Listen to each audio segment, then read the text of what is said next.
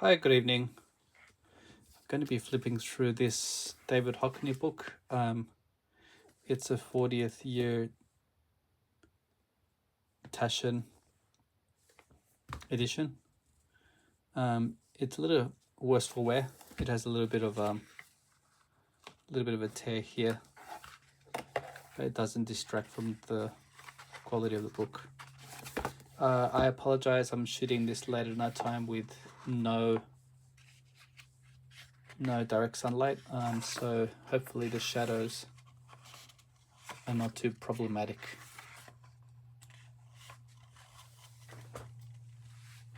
It is a little bit of a thick book, so let me see if I can keep my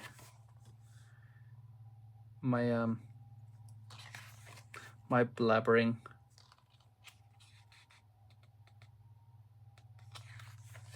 a little bit less so I can speed up a touch.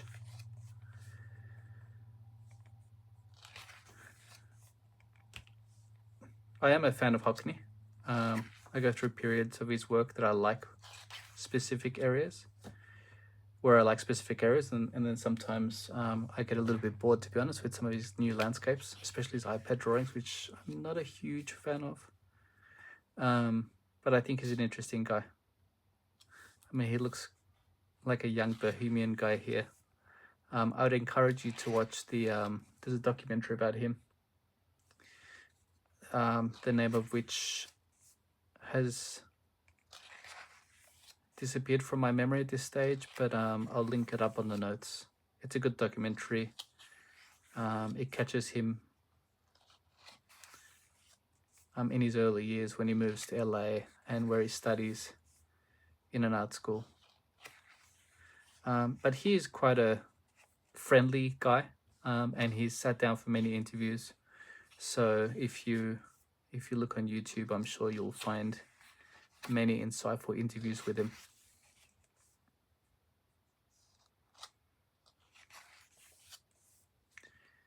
I'm not a huge fan of his early work. I mean, it's interesting enough, but when he starts painting people, the ones that look quite realistic, I think that's when I started to really appreciate his style more. And he does have this way of trying to capture the way water falls, which I guess you could say is a little bit unique. I do like his glasses.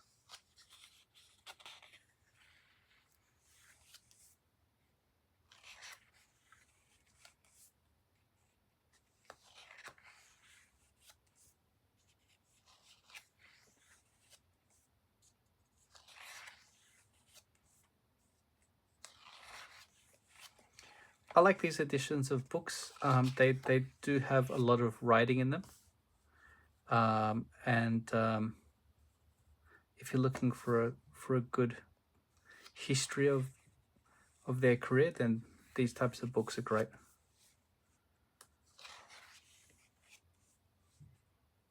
I'm wondering if that last painting will get me flagged again.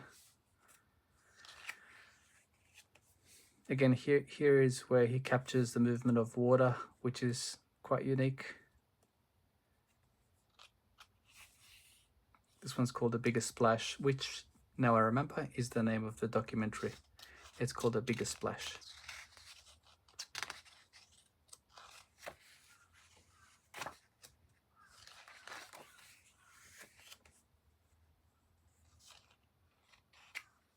These are the styles of paintings that I really like.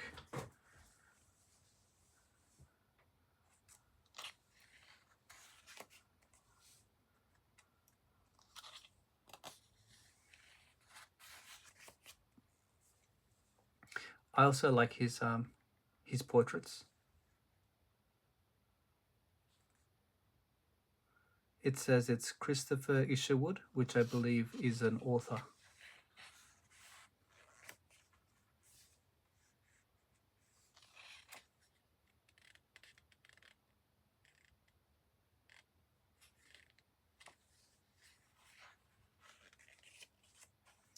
Yeah, again, these are the styles of paintings that I really like from Hockney. They're quite unique. His use of color is amazing, and also the way he's depicted the shadows and the ground, the tiles, or even the tree. I really do like his his paintings.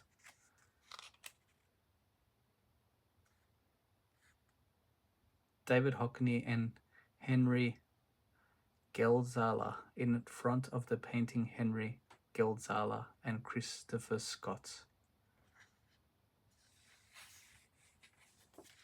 There is a bit of nudity here, so I'm going to try to bypass it so YouTube doesn't flag this video. Okay, that must be the same painting from a couple of pages ago. I hope you're able to see the whole painting. Based on the camera angle, I think it should be okay.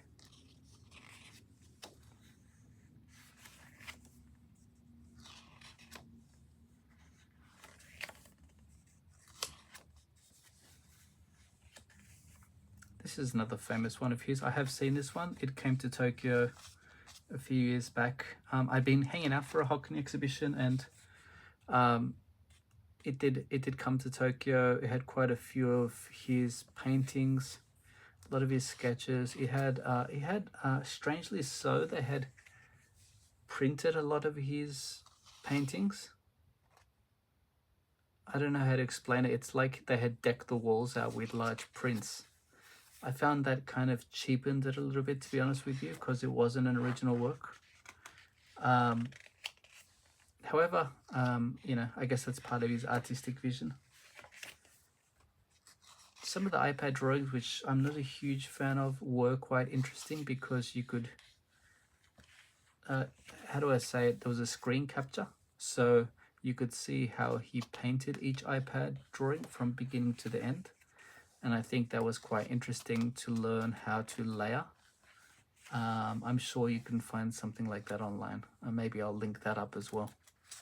So although I'm not a huge fan of his iPad drawings, I do commend him on still being quite a trailblazer in terms of trying new things. This is a famous painting. Again, the movement of water. Quite unique how he paints it. It's almost like a photograph.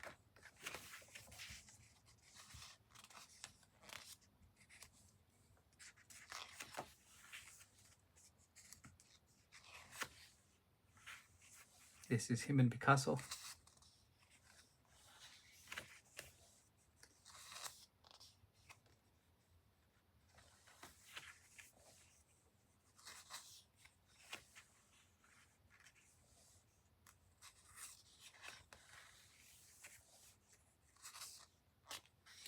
During the exhibition, they did bring over one of the huge ones.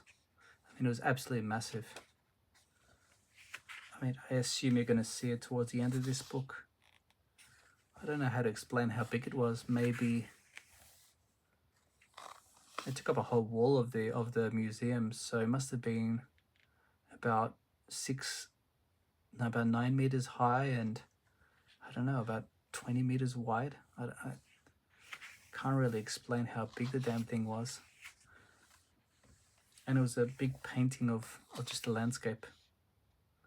I'm in a house with a lot of trees. I thought that was very interesting and quite awe-inspiring.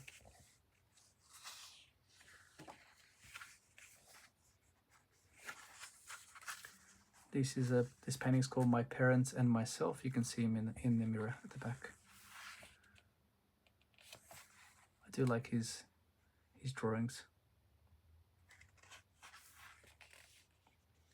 Also, his photography is quite interesting. I do know he took a lot of photos. Some of his photo books are really expensive. Don't know why. Maybe it's a scarcity thing. Another painting of his parents is one I saw in Tokyo as well.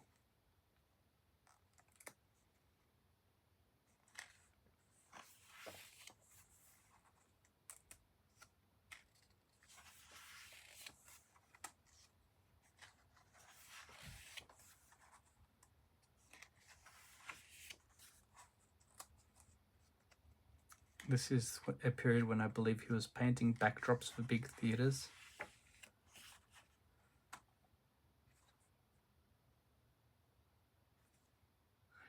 I'm sure there's some graphic novels, graphic comics artists who kind of have similar penmanship to Hockney here. Maybe Jeff Darrow with a little bit less detail. I'll link up Jeff Darrow. His paintings are amazing. His pictures are amazing.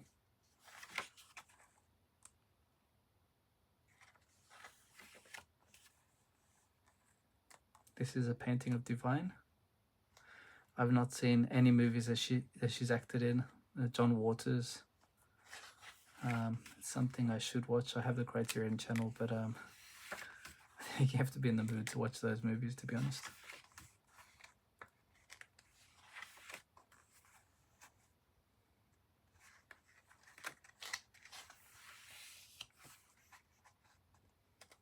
I think this is a period where maybe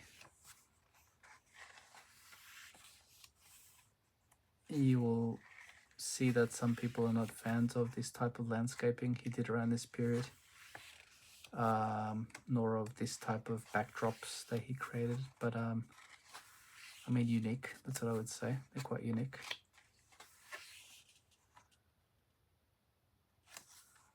I believe this is his travels through China. This is photography, which is quite interesting. In what I've read, this is obviously film photography. It's back in '82, and he took dozens of photos or hundreds of photos and then kind of composed a big photo with them. I think, again, his goal was to flatten the image.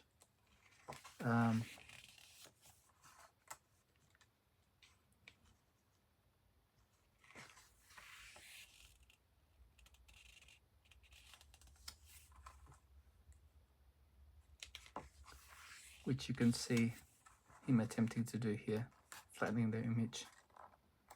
Kind of amazed at how he did it.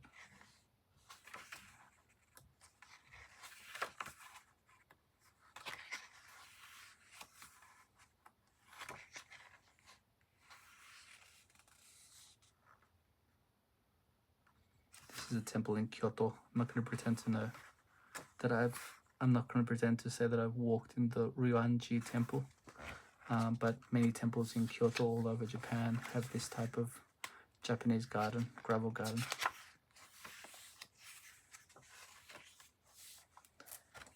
Okay, I don't think we're even halfway through this yet, so let me try to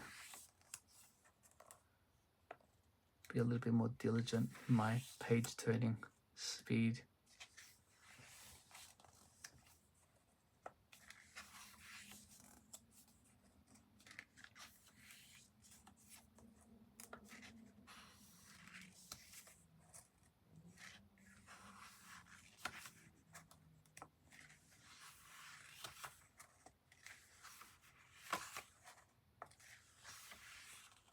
I do like this one, this composed collage of photos. I like the way it's been laid out. It's very interesting.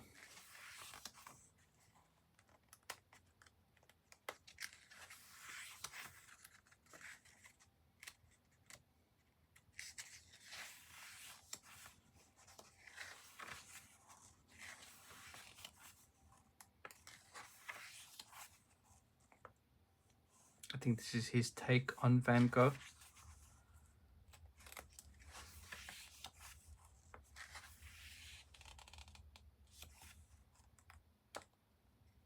As you can see, it's quite a big painting, the one we saw previously.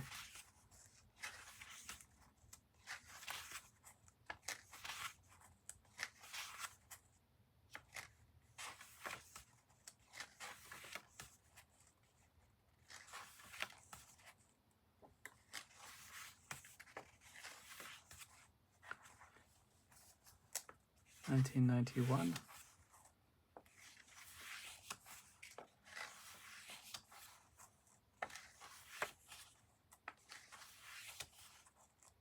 Don't know about these ones. 1993. I do like his drawings, as I've said before. I mean, they're great. Kind of do remind me of Van Gogh. Some of his sketches. Van Gogh.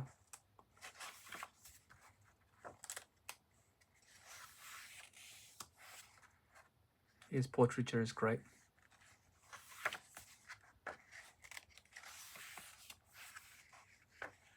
$1995.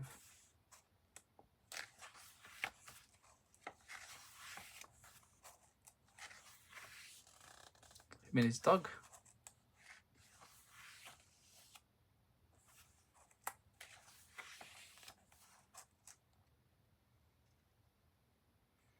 I do see his mum in a lot of paintings.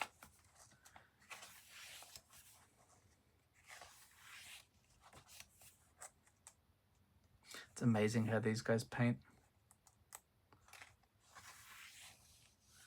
I'm not going to say I'm envious, but I'm very curious how they're able to capture the roundness of a face. I mean, I've failed miserably at any type of art, so I do like looking at Hockney's work though, especially his later landscapes, which I know it's not realistic, but they look a little bit achievable in terms of being able to paint. I mean, in theory, if you picked up a pencil, you could also practice and try to get to this level. I mean, it wouldn't be impossible, but I would say these ones are closer to impossible.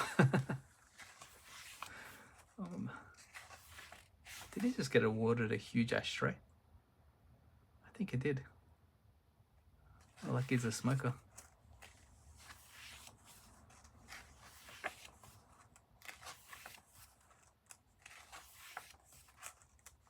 (2001).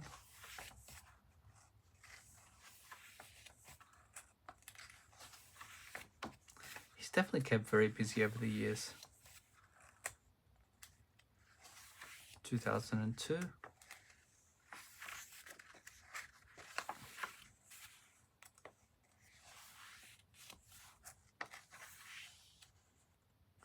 Lucian Freud. I can never film his books because they're basically all nude people.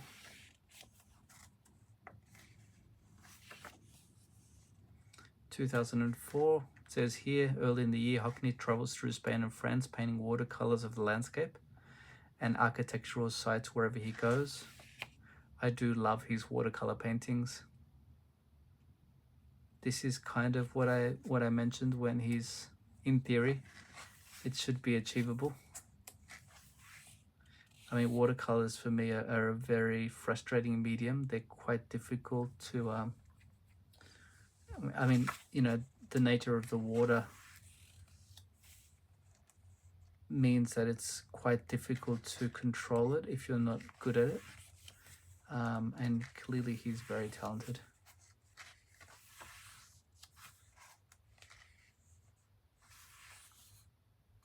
I have seen a documentary where it had scenes like this. I mean, it's great to see him just stand there and paint.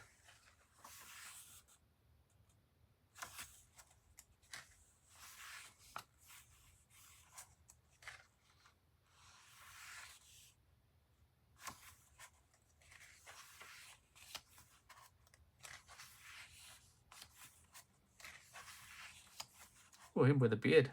Don't know if I've seen that one before. Okay, this is getting close to what I saw. I'm gonna say that's the one I saw. It's called Bigotries Near Water. And it says oil on 50 canvases, 180 by 480 inches. So 457 centimeters by 1,219 centimeters.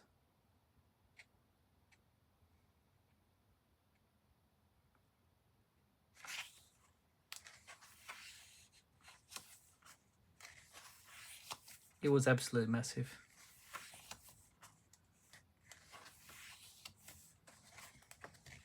Okay guys, we're getting towards the end.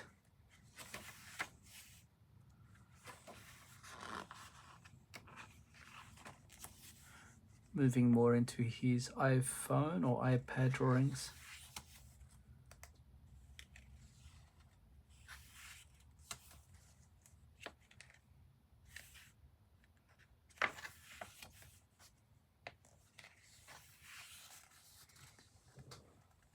Regardless of my thoughts on the quality of these paintings, I mean, it's amazing that he keeps on pushing forward and trying new things. Even these types of film installations, quite interesting.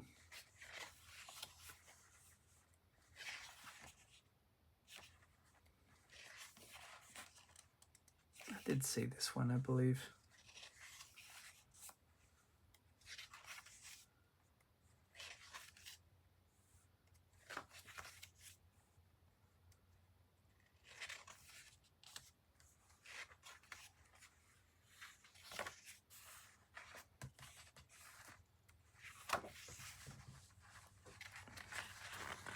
Anyway, let me know, what are your thoughts about David Hockney? Do you like his work? Which period do you like most?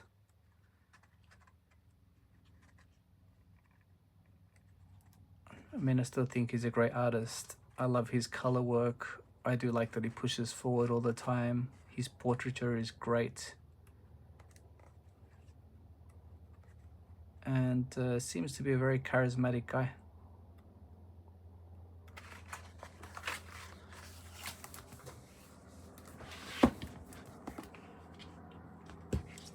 Have a great day ahead.